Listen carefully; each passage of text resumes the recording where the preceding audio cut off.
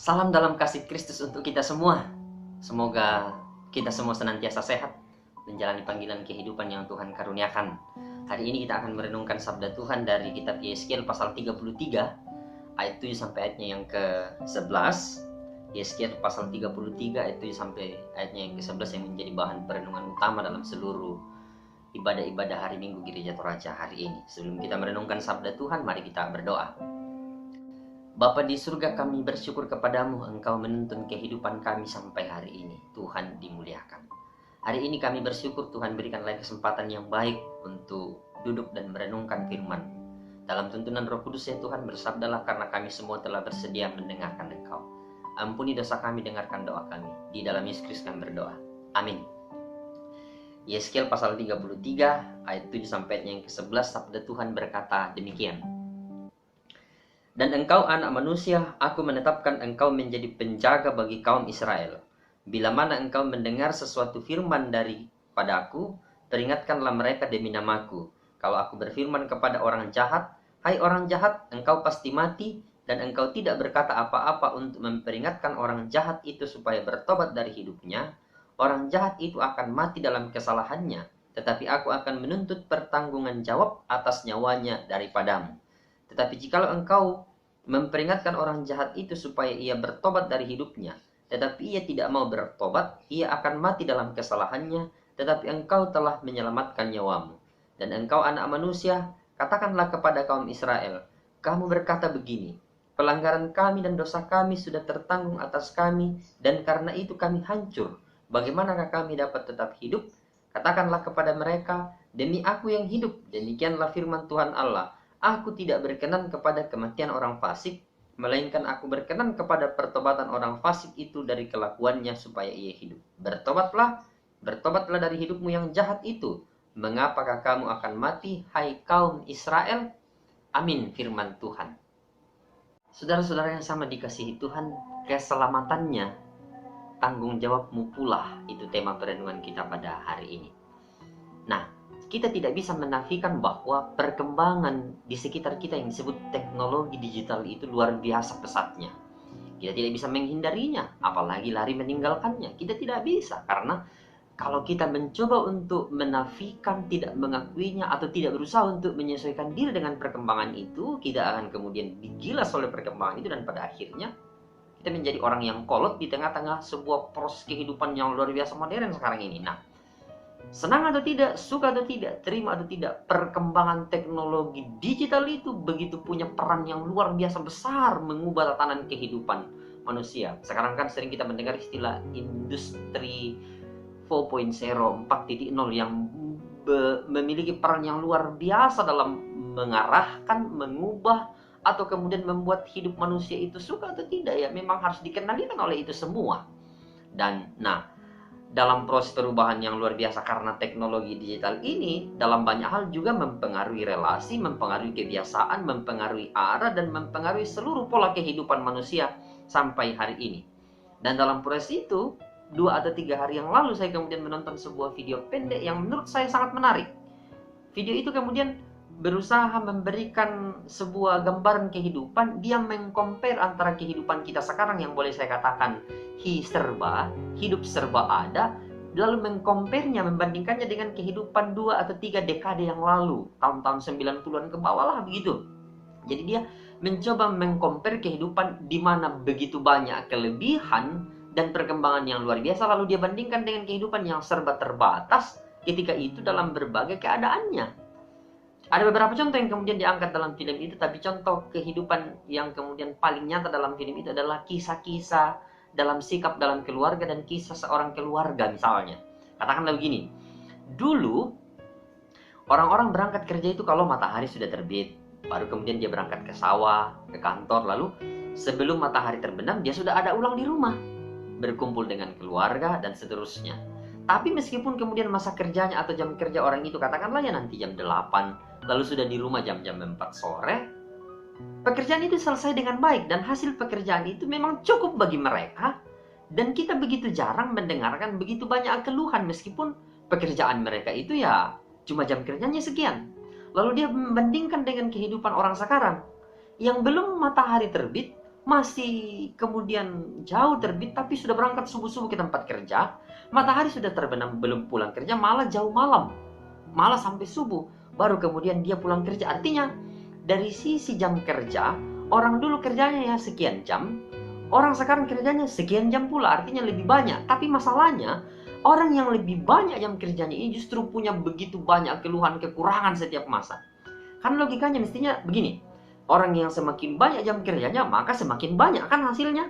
Artinya keluhan-keluhan soal keterbatasan dan kekurangan itu mestinya tidak ada.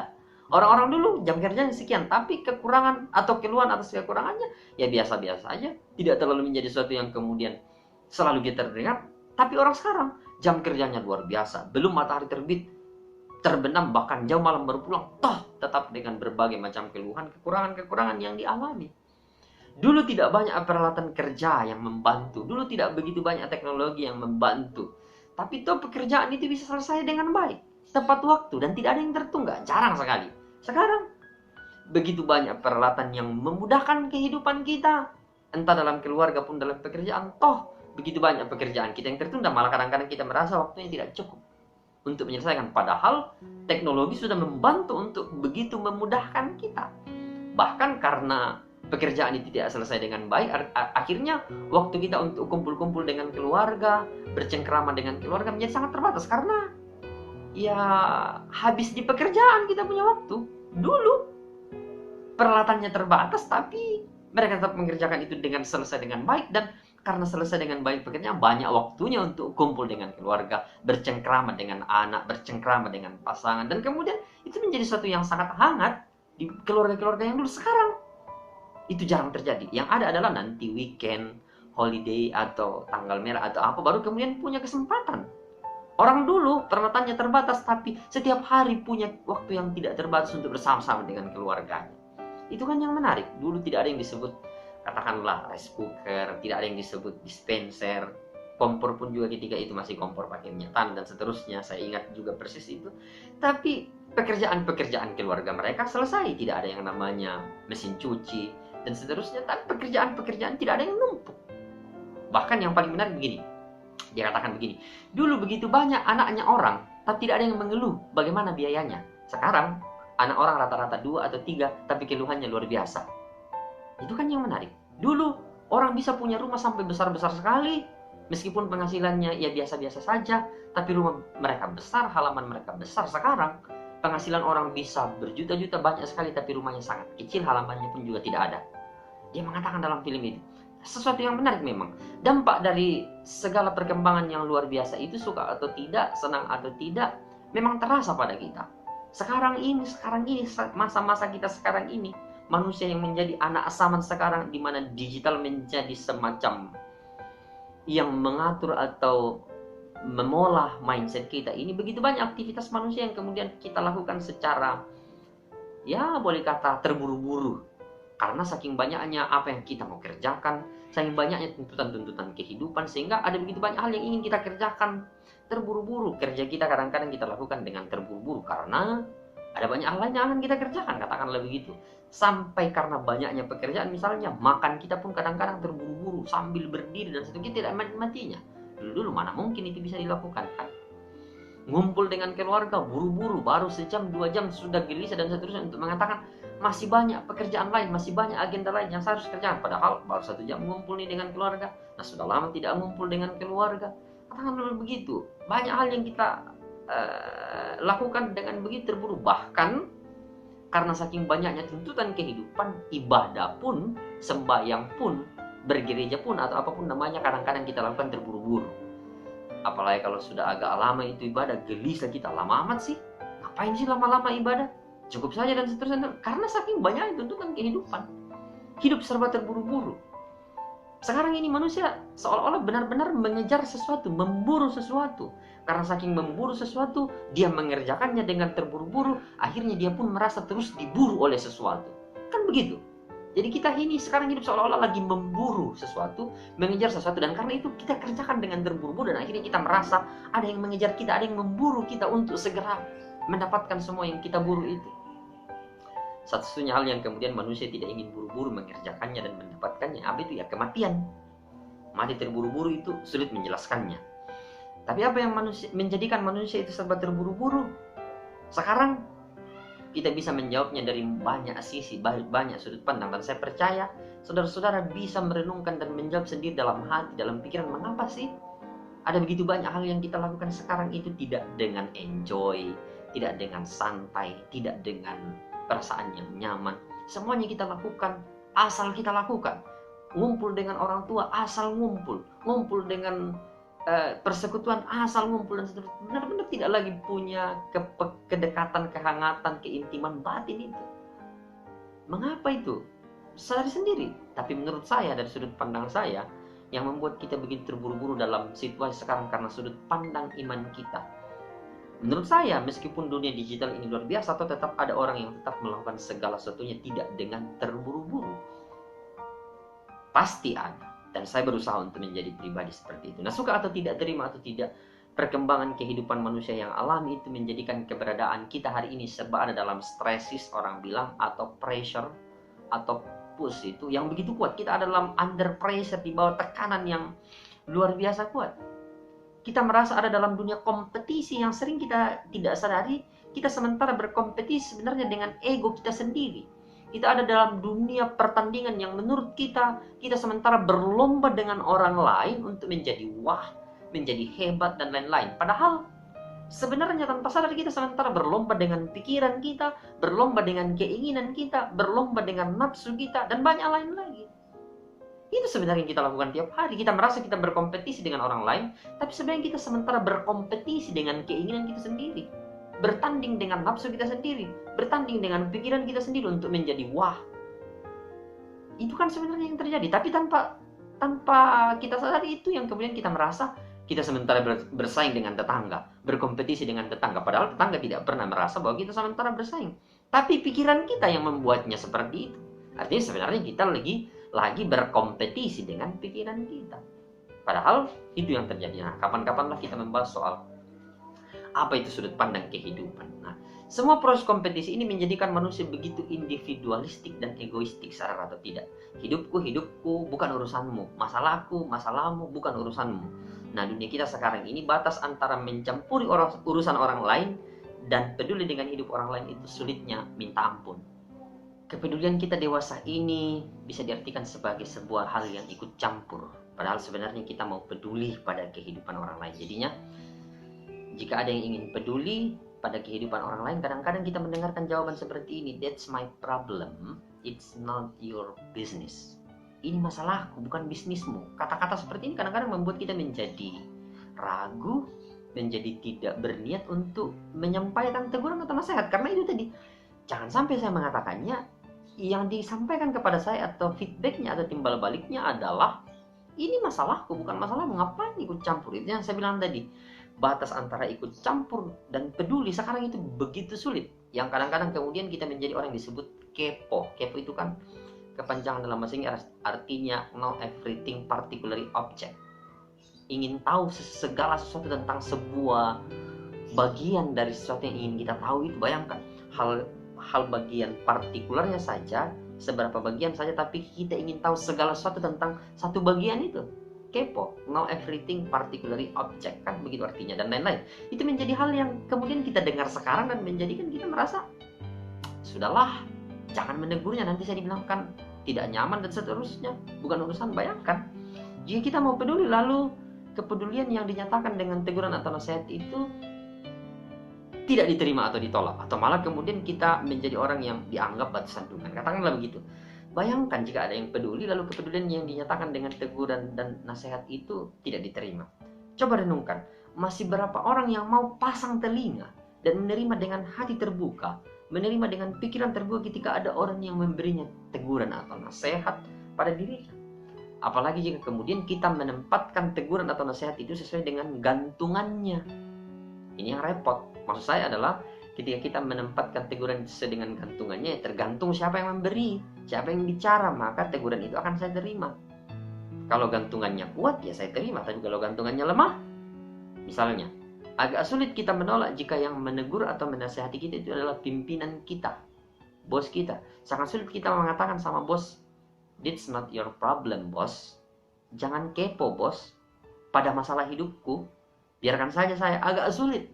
Tapi kalau orang yang kemudian memberikan teguran atau nasihat karena kepeduliannya pada kita, kita anggap masih sama saja dengan kita, biasa-biasa saja. Paling kita katakan, makananmu masih nasi juga kok, belum spaghetti, belum burger, belum apalagi semua makanan-makanan yang baik itu.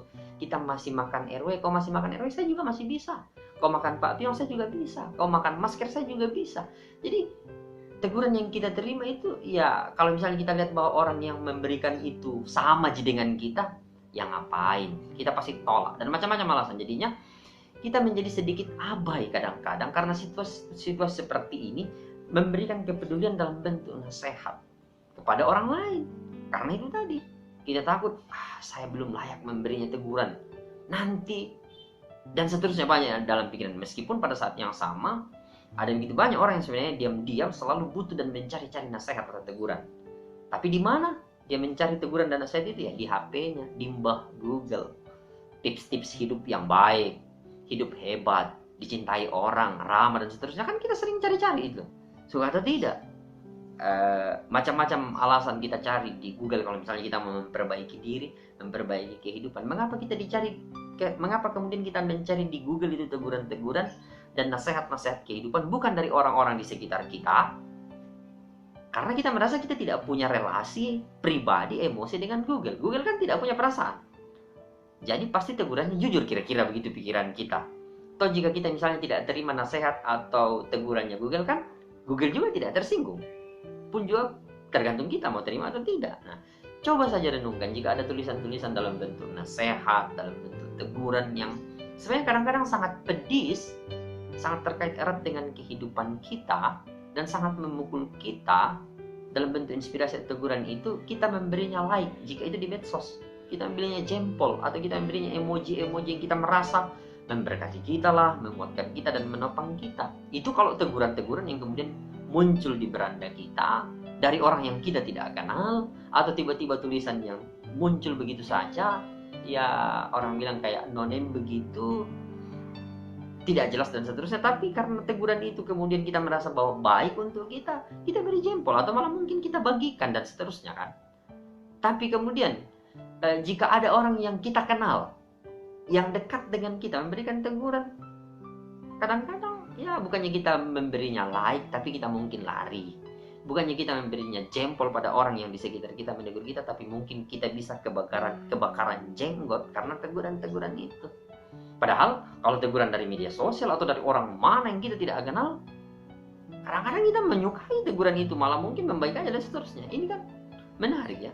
Kan sekarang tanpa minta teguran pun media sosial kita tiba-tiba kadang-kadang memunculkan macam-macam tawaran nasihat, tawaran teguran kehidupan dan berbagai bentuknya.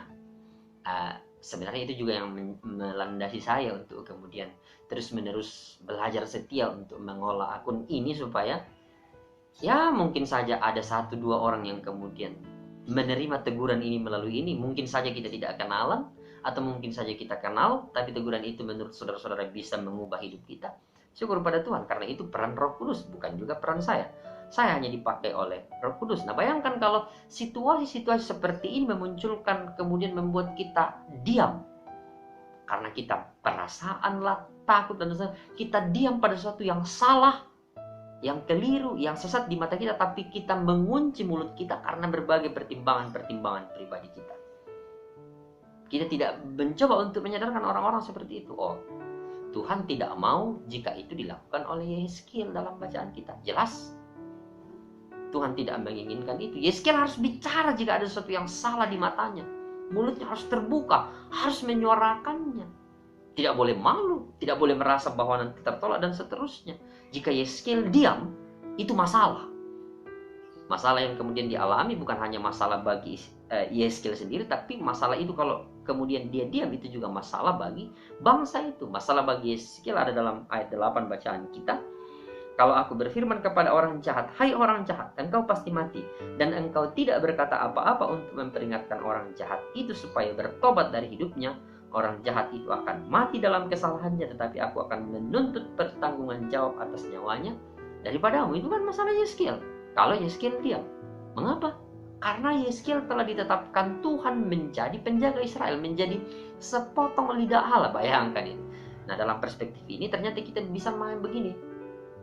Teguran atau nasihat dalam titik tertentu kita bisa katakan, oh, advice or warning itu ternyata is fence of life.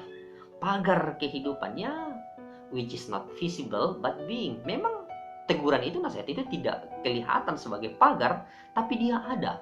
Kalau misalnya kita memperhatikan Yeskiel, kan sebenarnya teguran itu menjadi pagar bagi orang Israel sebenarnya. Dan itu memang ada. Israel sebenarnya telah lompat pagar sebelumnya dan seterusnya. Kan salah kalau misalnya kita membaca ayatnya yang ke 9, kan di situ dikatakan, ayatnya yang ke-10, pelanggaran kami dan doa kami sudah tertanggung atas kami. Kan sebenarnya di situ mau mengatakan bahwa Israel telah lompat pagar. Itu salah, tapi memang harus ditegur. Peneguran itu kemudian setiap kita punya tanggung jawab untuk kemudian juga sebenarnya memang punya peluang untuk menjadi pagar bagi kehidupan bagi orang lain. Artinya kalau kita tahu bahwa ada sesuatu yang kemudian lompat keluar dari apa yang semestinya, maka teguran ini menjadi semacam pagar, batasan. Jangan lompat lagi, karena kalau kau lompat lagi tambah jauh kau dari pagar yang sesungguhnya. Nah, kita menegur supaya orang tidak lompat terlalu jauh dan semakin jauh, kan? Melompati dan menjauhi pagar ini itu dilakukan Israel. Oke, Israel terlompat pagar, tapi Allah kemudian melalui Yeskiel menegur dan menasihati supaya jangan semakin jauh dari lompatan pagar itu. Ada nanti bagian yang kemudian kita lihat. Nah, itu juga peran kita. Semua orang percaya itu dalam diri kita kan disebut raja, imam, dan nabi. Nah, semua kita juga adalah nabi yang punya peran untuk kemudian menjadi pemberita kehendak Allah pada semua. Nah, renungkan jika di mata kita ada orang yang lompat pagar, tapi kita tutup mata. Atau malah mungkin juga kita ikut lompat pagar. Itu yang saya tidak mengerti. Di depan mata kita ada orang lompat pagar, tapi kita tutup mata. Atau karena kemudian kita juga ikut-ikutan lompat pagar. Atau sangat mungkin kita tidak menegur orang lompat pagar karena kemudian kita juga pernah lompat pagar. Dan orang yang kita lihat lompat pagar itu tahu rahasia kita bahwa di masa lalu kita juga pernah lompat pagar.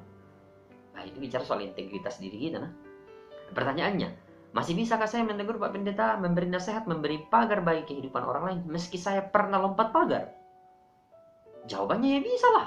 Kan sudah bertobat, kan sudah berubah. Nah, itu masalah kalau misalnya kita memberi nasihat untuk tidak lompat pagar, tapi kita terus-menerus juga lompat pagar, ya itu sulit dan tidak akan mungkin, itu keliru. Nah, ini yang kemudian bermasalah.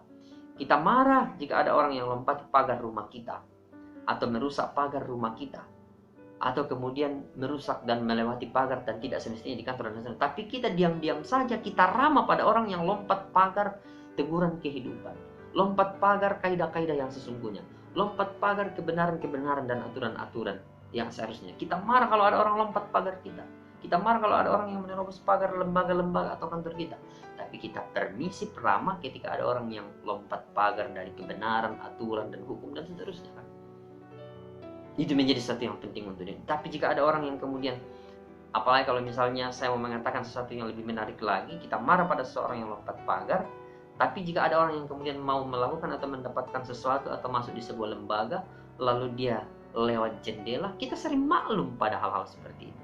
Lah, apa bedanya orang yang lompat pagar dan lewat jendela?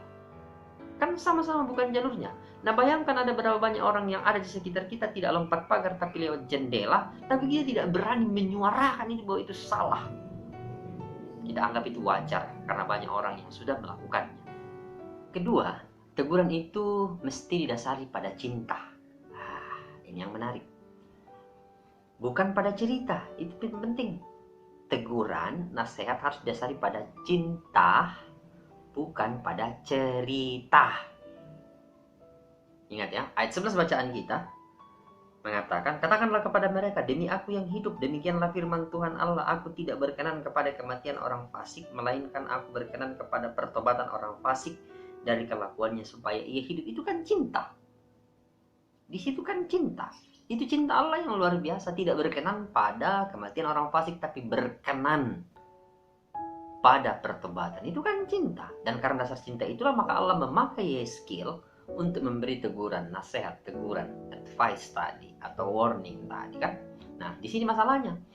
Jika kita mau menegur atau menasehati karena mendengar kisah atau cerita, apalagi jika cuma sepenggal-sepenggal baru kita mau pergi memberikan teguran, Itu bisa berabe namanya. Bagaimana itu menegur karena cinta? Masih di ayat 11. Teguran itu mesti memberi jalan keluar. Teguran itu mesti memberi peluang, kesempatan untuk berubah atau memperbaiki diri. Ini teguran karena cinta. Tapi jika teguran karena cerita, ya dalam bahasa Toraja paling kita mengatakan nang tempon dia pemain nang susi bang mau ketok lolong boloh. Bayangkan kalau teguran karena kita berikan karena mendengarkan cerita orang, lalu cerita si A, cerita si B, kita cocok-cocokkan dan kita mengatakan oh ternyata memang kau ini dari dulu begitu. Kan begitu. Kalau teguran itu bersifatnya karena cerita orang atau karena cerita yang kita dengar karena kisah, teguran ini tidak akan kemudian melahirkan kesempatan untuk berubah, tapi malah mengikat, memenjarakan atau menindas perasaan orang lain. Itu yang kemudian terjadi. Dalam bahasa Toraja tadi misalnya saya katakan tempon dia peminang susi bang mengotok lolong bolo. Memang sejak dulu kamu sudah menjadi pemalas. Di mana titik harapan dalam kalimat itu? Di mana titik peluang kesempatan untuk memperbaiki diri dalam kalimat itu? Yang ada adalah justru memenjarakan dan tambah menindas perasaan orang lain. Nah, itu bahaya. Itu yang kedua. Yang ketiga, teguran yang telah dinyatakan itu pasti berdampak. Pasti berdampak, suka atau tidak. Jika kita berkaca pada bacaan kita, jika diindahkan, maka akan ada sikap yang berubah. Sikap baru pada orang yang mau menerima teguran, dan itu berarti keselamatan. Jika tidak, maka ya kita juga tahu bahwa jika orang yang kemudian tidak berubah itu berarti kecelakaan. Nah, kita sudah tahu dan kita katam semua soal hal-hal seperti ini, bahwa teguran itu sebenarnya obat penawar sebelum racunnya datang. Jadi kalau misalnya kita menegur orang atau kita ditegur orang, supaya itu bisa kemudian membuat hati kita terbuka, pikiran kita terbuka, jangan jadi itu sebagai sebuah batu. Tapi hari ini kita belajar bahwa teguran itu sebenarnya ternyata sebuah obat penawar sebelum racunnya jauh bereaksi dan merusak tubuh kita. Itu harus diingat bahwa teguran sebenarnya obat penawar, obat penangkal sebelum seluruh racun dari apa yang kita lakukan ini justru menggerogoti dan merusak, meruntuhkan kehidupan kita. Jadi itu yang ketiga, dan itu peran teguran terbesar. Nah, di sana yang kemudian disebut keselamatannya adalah tanggung jawab. Bayangkan kalau kita tidak menegur orang, lalu racun dari dosanya itu justru semakin menggerogotinya, siapa yang kemudian bisa mempertanggungjawabkan itu? Ya kita. Karena kita tahu tapi kita diam. Nah, teguran kita ini sifatnya untuk kemudian menangkal supaya racun itu tidak merusak jauh. Sebelum dia jauh menggerogoti dan meruntuhkan segala sesuatu pada diri orang lain atau pada diri kita sendiri, teguran itu datang dulu supaya dampak imbas dari racun dosa itu tidak semakin menggerogoti kita. Nah, di sana yang disebut peranmu, tanggung jawab, keselamatan orang itu supaya dia kemudian tidak terlalu jauh jatuh. Jadi yang pertama, teguran itu pagar. Yang kedua, berdasarkan cinta. Dan yang ketiga, teguran itu adalah obat penangkal, membuat racun dosa itu tidak sampai menggerogoti dan menghancur dulukan kita. Di sana yang disebut keselamatan dan tanggung jawab kan.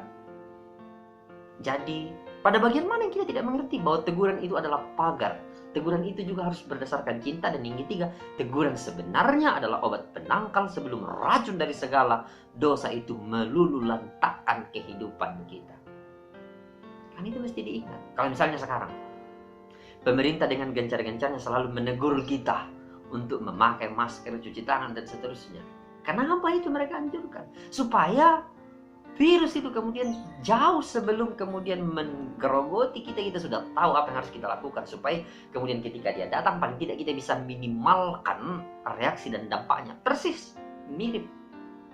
Bahwa teguran itu sifatnya begitu. Sebelum dia selalu jauh meruntuhkan kita, kita sudah punya itu. Nah, dalam Roh Kudus ini yang mesti terus-menerus kita suarakan setiap hari. Mulai hari ini, tidak dengan kebetulan kita harus hidup dengan orang lain kan.